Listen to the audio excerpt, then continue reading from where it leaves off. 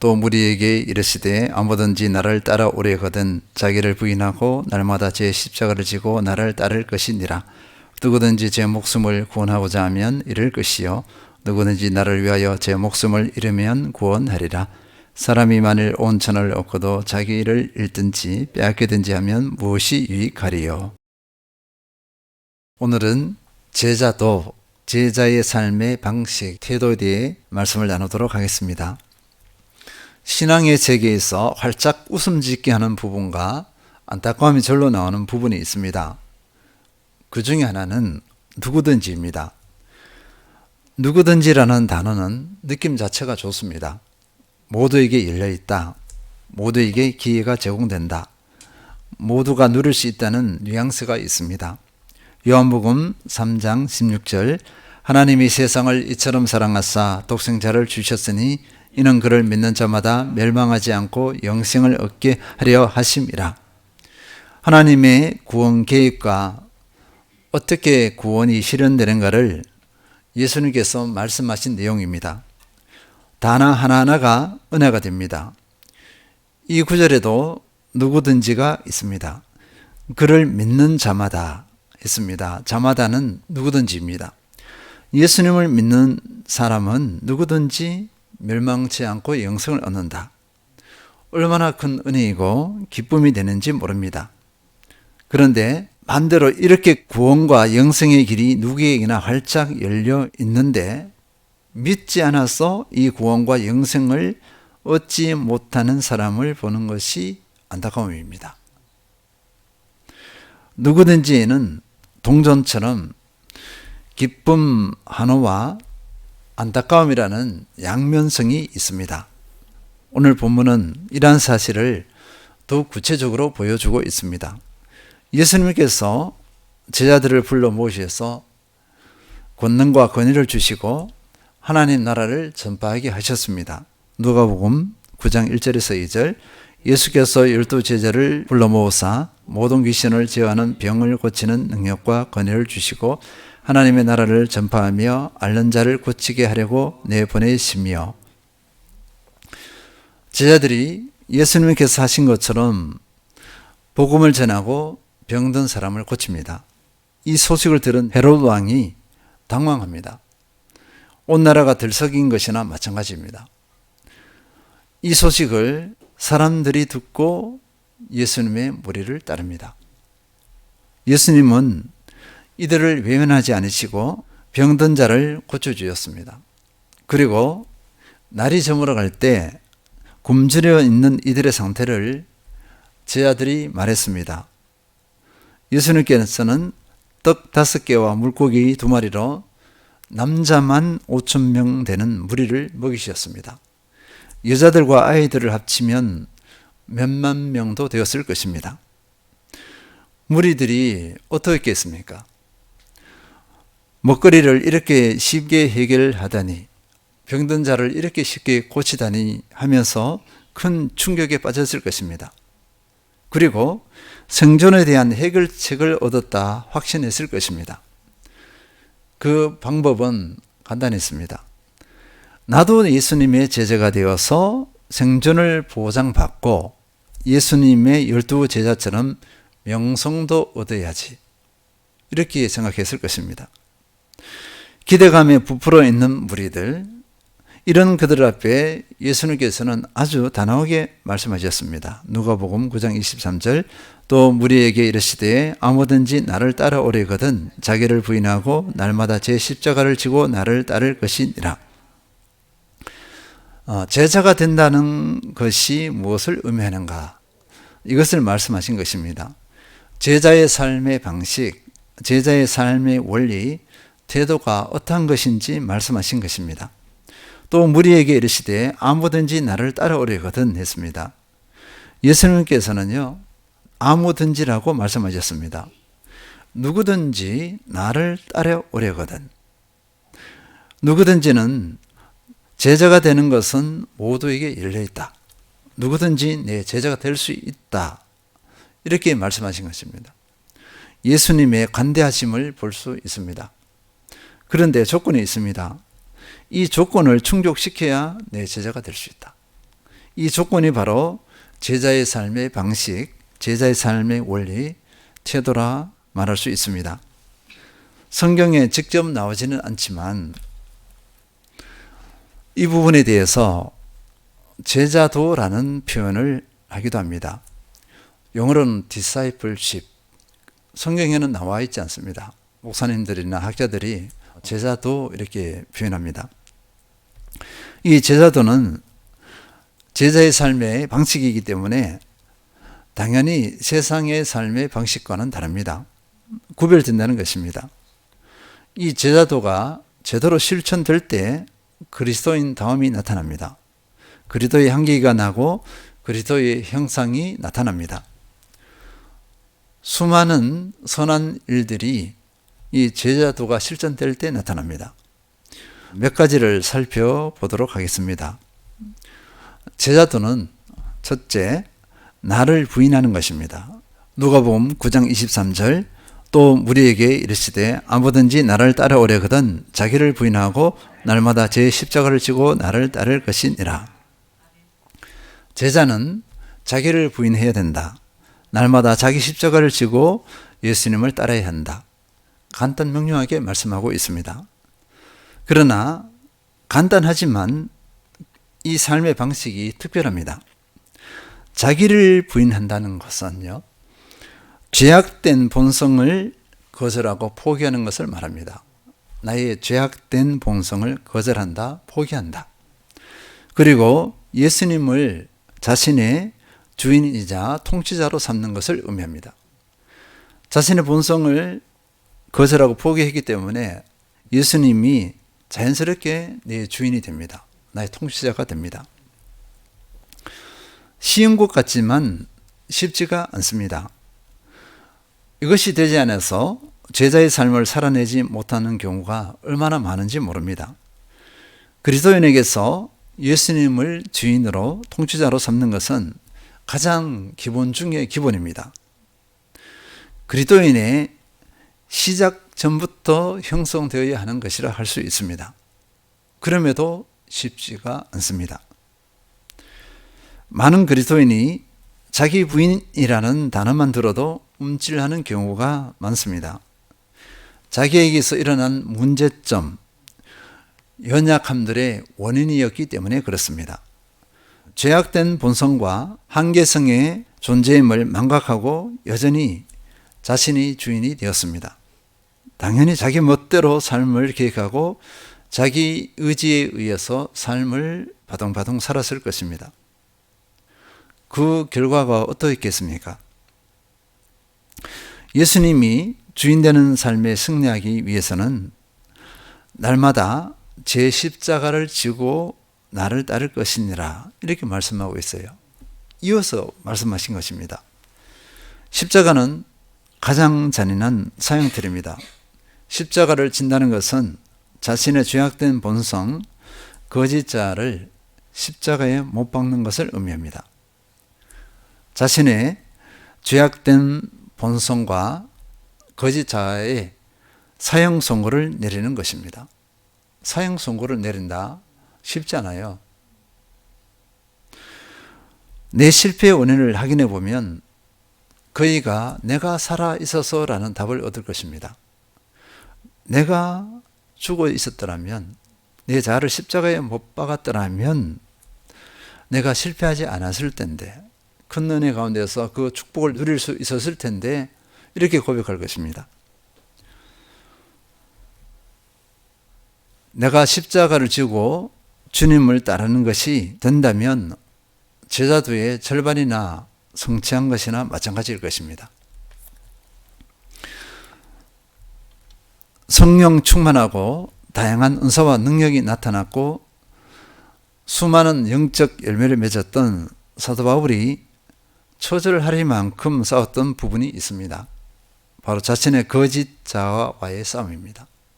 로마서 7장 23, 24절 내 지체 속에서 한 다른 법이 내 마음의 법과 싸워 내 지체 속에 있는 죄의 법으로 나를 사로잡는 것을 보는도다. 오라 나는 공고한 사람이로다. 이 사망의 몸에서 누가 나를 건져내랴. 거짓 자아와의 싸움이 힘겨움을 고백하고 있습니다. 누구의 고백이에요? 사도 바울이에요. 그러면 우리는 어떻게 하겠습니까? 더 힘들 거예요. 사도 바울은 이 싸움에 사력을 다했다는 것입니다. 그런데 사도 바울은 어떻게 했을까요? 승리했어요. 승리 비결을 알았습니다. 그 승리 비결은 성령님의 역사 가운데서 자신의 거짓자를 십자가에 못 박는 것입니다. 고린도전서 15장 31절 형제들아 내가 그리스도 예수 우리 주 안에서 가진 바 너희에게 대한 나의 자랑을 두고 단언하노니 나는 날마다 죽노라. 사도 바울은 상황 가운데 자신의 능력, 경험, 노련미가 작동하고자 할 때 날마다 때마다 자신의 거짓자를 십자가에 못 박았습니다.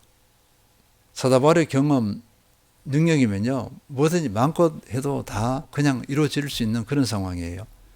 근데 사도 바울은 그렇게 하는 것이 예수님께서 하는 것이 아니라 자기가 하는 것을 알고 있습니다. 그래서 자신은 날마다 죽노라 이렇게 고백했어요.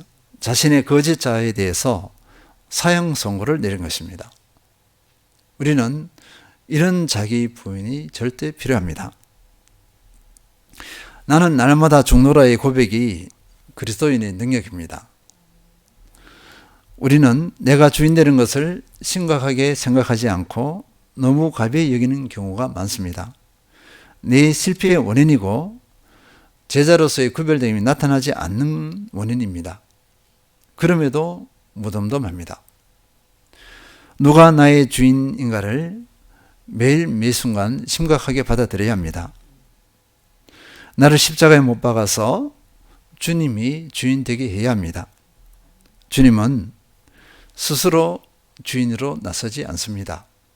내가 주님을 주인 삼을 때 주인으로서 일을 합니다. 이 원리를 우리가 반드시 알아야 합니다. 내가 주님을 주인 삼지 않으면 주님은 주인으로 일하지 않으세요. 우리 인격을 존중하세요. 우리 인격이 주님을 인정할 때 예수님께서 움직이십니다. 주인의 역할을 하신다는 것입니다. 제자는 예수님을 자신의 주인이자 통치자로 삼는 사람입니다.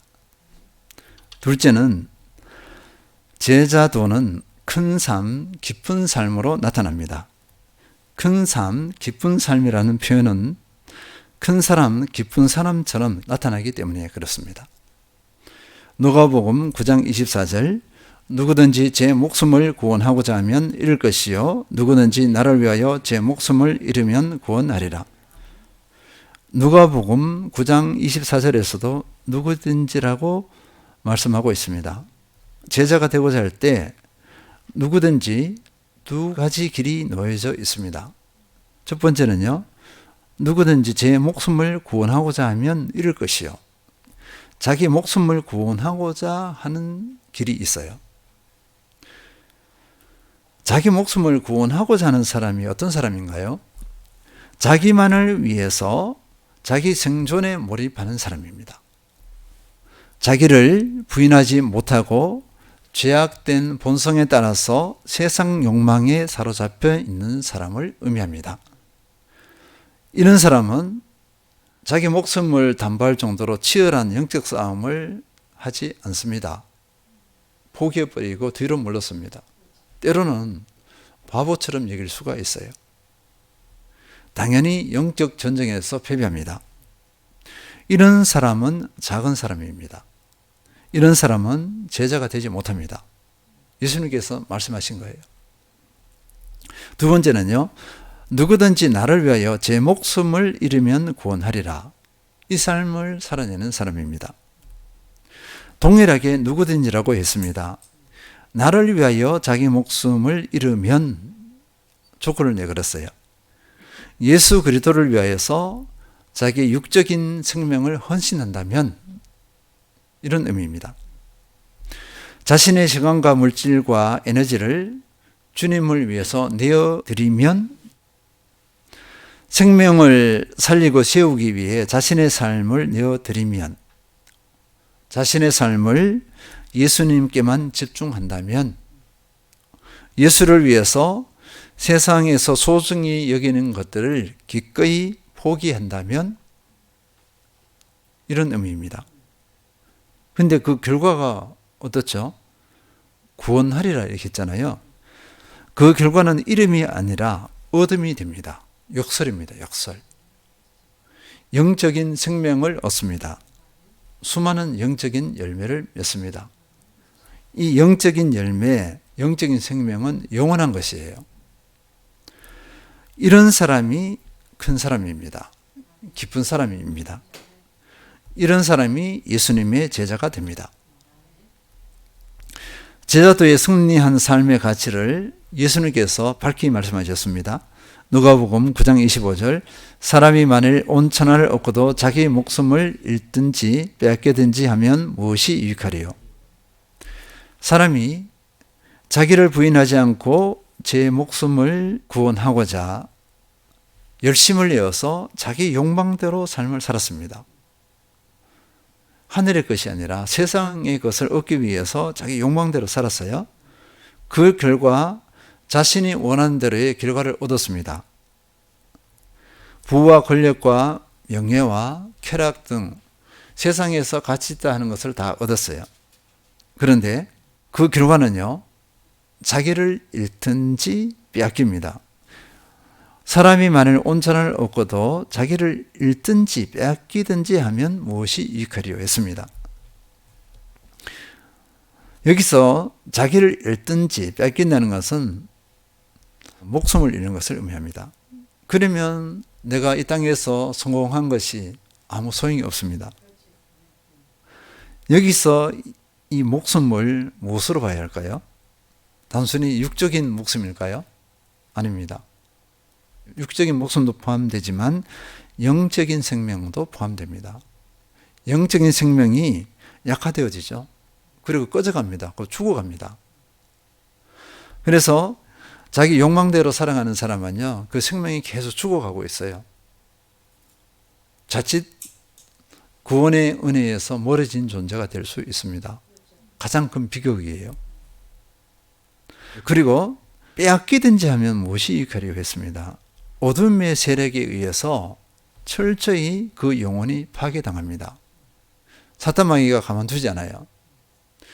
세상에 빠지도록 조장하는 것이 누구죠? 하나님이 아니에요. 하나님께서는 어떻게든지 하나님의 길로, 하늘의 삶의 방식으로 살기를 그렇게 원하시고 이끌어 가시는데, 사탄 마귀는 어떻게 하죠?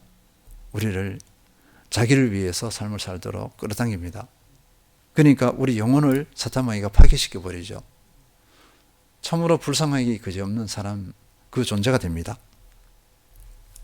반대로 자기를 부인하며 주님을 위해 자신을 내어드린 사람은 이 땅에서의 온천하를 얻지 못할 수도 있어요. 그러니까 자기 원했던 것을 얻지 못할 수도 있습니다. 그러나 가장 소중한 생명, 영생의 은혜를 얻습니다. 그리고 이 땅 가운데서 세상의 열매는 아니지만 무슨 열매를 맺을까요? 영적인 열매를 맺습니다. 저도 한때 이 땅에 큰 성공을 위해서 열심히 공부를 하고 준비했던 시간이 있어요. 사력을 다했던 것 같습니다. 열악했지만 사력을 다했는데 되지 않았어요. 반대로 영적인 부분에 헌신하는 그런 삶이 있었습니다. 그 반면에 세상 것은 얻지 못했지만 제가 걸어온 삶, 앞으로 어떻게 펼쳐질까 보니까 저는 너무나 감사해요. 감사하고 은혜이다, 이렇게 절로 고백이 나옵니다. 다른 삶을 살았던 친구들이 있어요. 대학 동기들도 있고 고향 친구들도 있어요. 이렇게 비교가 되어집니다. 그러니까 제가 선택했던 그 삶이, 주님을 따랐던 그 삶이 너무 감사한 거예요. 은혜였다, 이렇게 절로 고백이 나옵니다. 이렇게 두 가지 대조되는 삶은요, 그 사람의 가치관과 직결되어 있습니다. 마태복음 6장 33절, 그런즉 너희는 먼저 그의 나라와 그의 의를 구하라. 그리하면 이 모든 것을 너희에게 더하시리라. 먼저 하나님의 나라와 의를 구하는 것, 이것은요, 자기를 부인하며 자기 십자가를 지고 예수님을 위해서 자기를 내어드리는 것을 의미합니다. 이것이 우선순위 삶이에요. 이것이 바로 가치관으로 나타납니다. 이 삶이 복된 삶이라 할 수 있습니다. 이 삶을 선택하는 사람은요, 이 가치관을 선택하는 사람은 세속 가치관에 물들지 않습니다. 갈등하지 않습니다. 혹 잠깐의 갈등은 있을 수가 있어요. 그렇지만 결국은 하나님 나라와 의를 선택합니다. 그리고 자신의 인생을 예수님께 겁니다. 이런 삶을 사는 사람들은요, 예수님을 부끄러워하지 않아요. 누가복음 9장 26절, 누구든지 나와 내 말을 부끄러워하면 인자도 자기와 아버지와 거룩한 천사들의 영광으로 올 때 그 사람을 부끄러워하리라.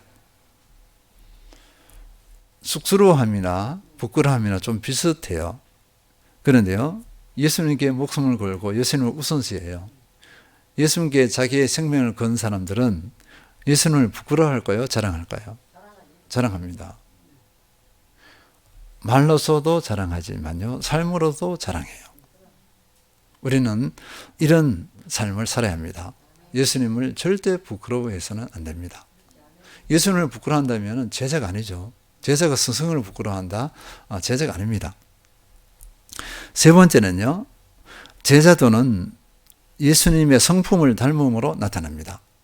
예수 그리스도의 제자하면요, 열심히 훈련하고 열심히 봉사하고 열심히 말씀과 기도 생활하는 것으로 연상하기 쉽습니다. 열심과 열정이 있는 분들은 제자는 이 정도는 되어야지 하는 자부심이 들기도 할 것입니다. 그런데 열심히 훈련하고 열심히 말씀, 기도 생활하는 이유를 알아야 합니다. 예수 그리스도를 닮기 위해서 그렇게 하는 것입니다. 예수 그리스도와의 교제 가운데서 예수님을 닮기 위해서 그렇게 열심을 내는 것입니다.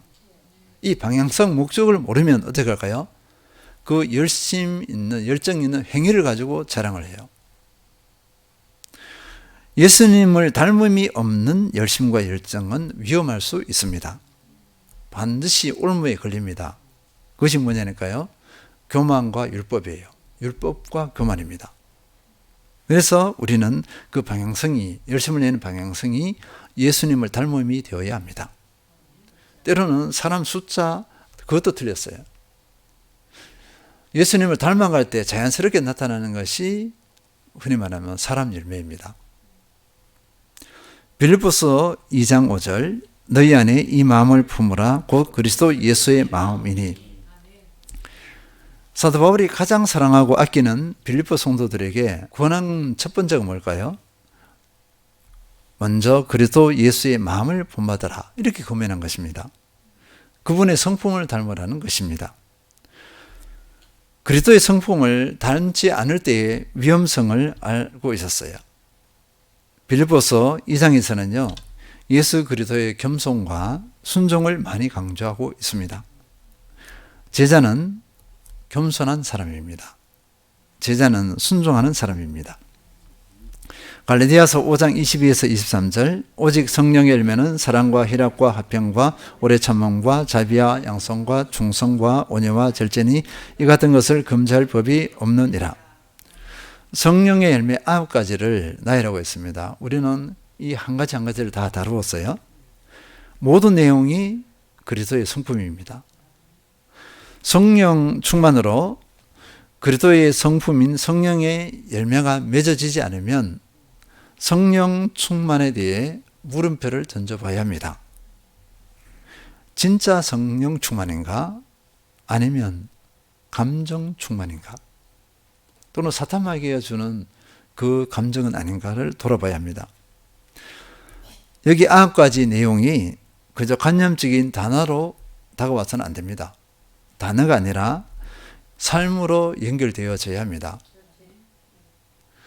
제자는 성령의 9가지 열매가 반드시 나타납니다. 착한 성품에 대한 좋은 표본을 사도행전에서는 그 한 사람을 소개하고 있어요. 뭐 물론 더 있지만 앞부분에서 한 사람을 소개하고 있는데요. 사도행전 11장 24절 바나바는 착한 사람이요 성령과 믿음이 충만한 사람이라 이에 큰 무리가 주께 더하여지더라. 바나바를 소개할 때 여러 다른 강점을 앞세우지 않고 성령과 믿음이 충만한 사람이라 먼저 하지 않았어요. 앞에다가 먼저 뭘 내세웠죠? 착한 사람이요. 이것을 먼저 내세웠습니다. 성령과 믿음이 충만한 결과이기 때문에 착한 사람. 착한 사람은 성령과 믿음이 충만한 사람의 열매입니다. 그래서 앞세운 거예요. 이것이 중요하기 때문에 그랬습니다. 바나바를 좋은 성품의 사람임을 강조하고 있습니다. 성령과 믿음이 충만한 것보다 성품을 먼저 소개한 이유는요. 이 성품으로 인해서 많은 덕을 세웠습니다. 선을 이루고 덕을 세웠다 볼 수 있습니다. 바나바가 안디옥에 가서 가르치고 권하니 큰 무리가 더했더라고 그 앞구절은 말씀하고 있어요. 바나바가 착한 사람이었어요. 그렇기 때문에 다른 문화를 가진 안디옥의 사람들이 바나바를 어떻게 했을까요? 인정한 거예요. 인정. 성령 충만하고 믿음이 있다고 하는데 성품이 안 돼 봐요. 신뢰하지 않습니다. 성품이 된 사람을 신뢰해요. 성품이 안 되면 어떻게 할까요? 가슴을 찢어 안타깝다 이렇게 합니다. 저 사람의 능력이 아깝고 재능이 아깝고 갖가지를 합니다. 저분의 믿음이 아깝고 이렇게 합니다. 성품이 안 되면 그 믿음과 능력 모든 것을 엎어버립니다. 그래서 사도행전에서는요. 바나바의 착함을 먼저 앞에 내세웠어요. 제자는 열심, 열정 이전에 성품이 먼저임을 아는 사람입니다. 그래서 그리스도의 성품을 닮아가기 위해 몸부림치는 사람이라 할 수 있습니다. 이런 사람이 진정한 제자입니다. 정리합니다. 제자도 제자의 삶의 방식, 그 태도는요. 제자됨의 실질적인 열매이자 제자의 제대로 된 모습이라 볼 수 있어요. discipleship, 제자도가 나타나지 않으면 우리는 그리스도의 제자임을 인정받지 못합니다. 사람들이 동의하지 않아요. 그리고 내가 다른 사람을 제자 삼으려고 할 때 절대 열매 맺지 못합니다. 제자도가 나타나야 또 다른 이 제자도를 형성한 제자를 세울 수가 있어요. 그래서 우리는 제자의 삶의 방식, 태도에 대해서 신중하게 점검하고 살펴봐야 합니다. 그리고 우리는 discipleship, 제자도의 모습이 분명하게 나타나서 삶의 곳곳에서 선을 이루고 덕을 세워야 합니다. 그리고 최종적인 열매로는요, 다른 사람을 제자 삼는 열매로 나타나야 합니다. 승리하시는 모든 성도님들 되시길 축원드립니다.